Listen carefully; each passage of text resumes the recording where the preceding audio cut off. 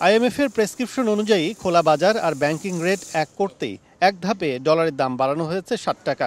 বিনিময় মূল্য ১১৭ টাকা নির্ধারণ করায় নেতিবাচক প্রভাব পড়েছে বৈদেশিক মুদ্রা বাজারে। ঘন্টার পর ঘন্টা পার হলেও মানি এক্সচেঞ্জগুলোতে দেখা মিলছে না কোনো ক্রেতা বা বিক্রেতার। ওই মানুষ আসলে বেচতে চায় ১২৫ টাকা, পাবো কোথায়? আমরা তো ২৫ টাকা বেচতে পারি না।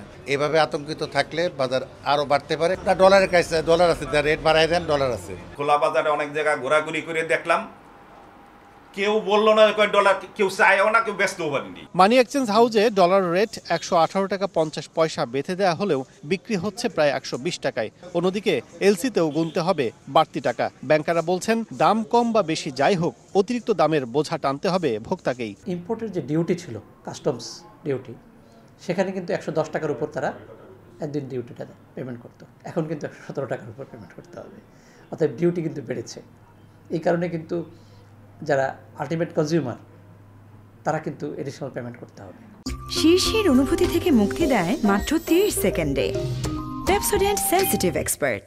এদিকে ডলারের কৃত্রিম সংকট সৃষ্টি ঠেকাতে বাংলাদেশ ব্যাংকের নজরদারি বাড়ানোর পরামর্শ অর্থনীতিবিদদের। এনফোর্সমেন্টটা সবচেয়ে ইম্পর্টেন্ট। একটা রেট শুধুমাত্র বলে দিলেই হলো না, সেটা যাতে বাস্তবায়িত হয়, বাজারে যেন চলে, সেটা একটু ব্যবস্থা করতে হবে। ডলারের দাম ১১০ টাকা বিনিময় মূল্য থাকাকালীনও কিন্তু হয়েছে ১১৫ থেকে ১১৭ টাকায়। আর নতুন করে ১১৭ টাকা নির্ধারণ করায় পরিস্থিতি কোথায় গিয়ে দাঁড়াবে তা নিয়ে শঙ্কায় খাত সংশ্লিষ্টরা।